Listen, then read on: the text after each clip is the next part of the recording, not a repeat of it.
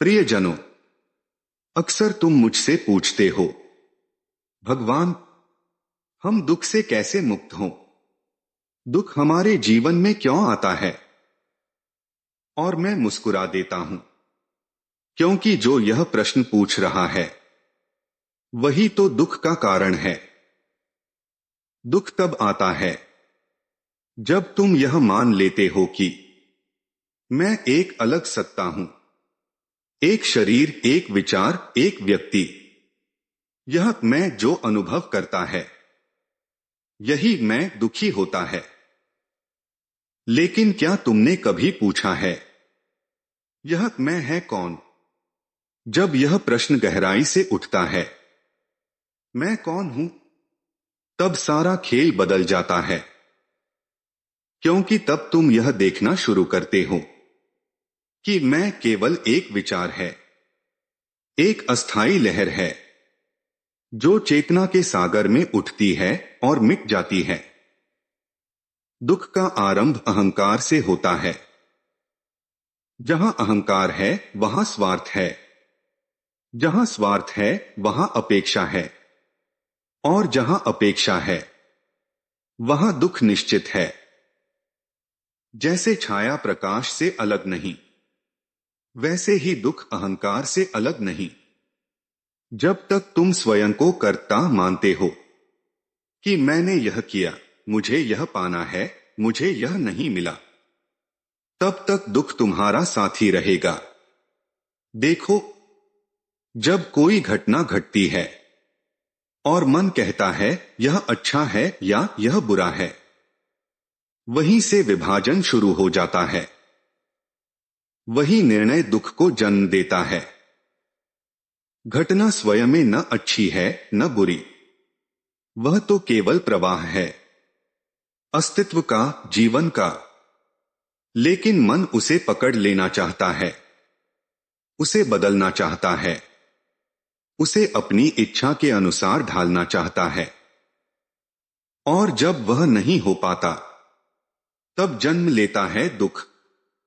दुख कोई दंड नहीं है, वह एक संकेत है कि तुमने स्वयं से दूरी बना ली है।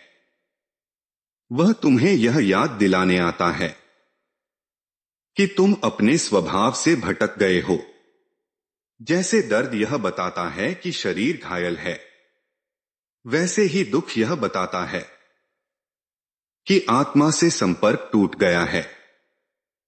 दुख वह दीपक है जो तुम्हें भीतर की ओर लौटने का मार्ग दिखाता है।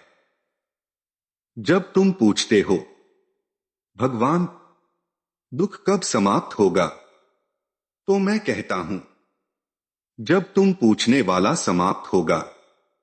क्योंकि दुख किसी वस्तु में नहीं, किसी स्थिति में नहीं, वह केवल उस मैं में है जो स्थिति से जुड़ा हुआ है। तुम सोचते हो, मैं सुख चाहता हूं, पर सुख क्या है? सुख केवल दुख के अभाव में ही दिखाई देता है। यह एक ही सिक्के के दो पहलू हैं।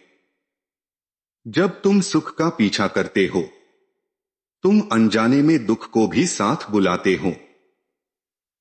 जिसे सुख कहते हो, वह केवल दुख की छाया है जो कुछ समय के लिए पीछे हट जाती है। सच्ची मुक्ति तब आती है जब तुम सुख और दुख दोनों को पार कर लेते हो। जब तुम न सुख की खोज में हो, न दुख से भाग रहे हो। जब तुम केवल देखने वाले बन जाते हो। साक्षी, शुद्ध चेतना। उस साक्षी में न दुख है न सुख, वहां केवल होना है। वह अद्वैत की भूमि है जहां कोई दूसरा नहीं।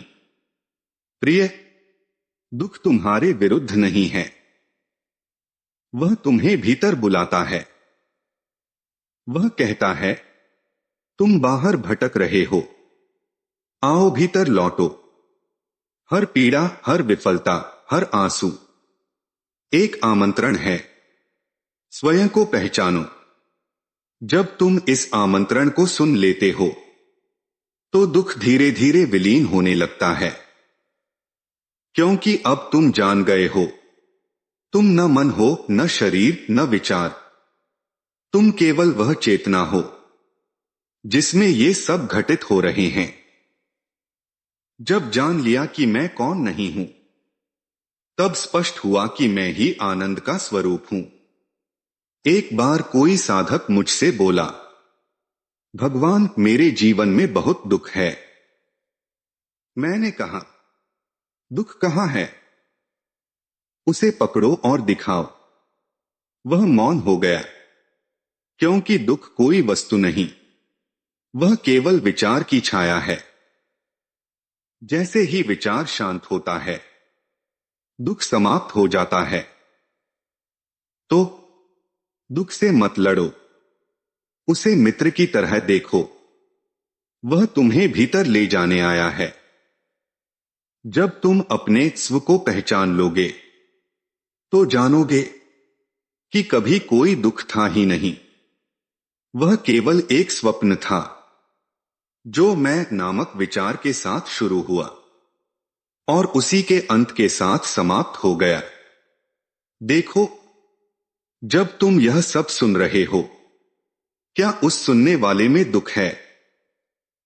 वह तो शांत है, निश्चल है, आनंदमय है। वही तुम्हारा वास्तविक स्वरूप है। वही आत्मा है, वही ब्रह्मा है। आनंद तुम्हें खोजना नहीं है, तुम स्वयं आनंद हो। इसलिए दुख यह कहने नहीं आया कि जीवन अन्यायपूर्ण है। वह यह कहने आया है कि तुम जीवन नहीं पहचान पाए हो। जैसे ही पहचान होगी, दुख समाप्त होगा और वही अंतहीन शांति शेष रह जाएगी, जिसे मैं आत्मानंद कहता हूं।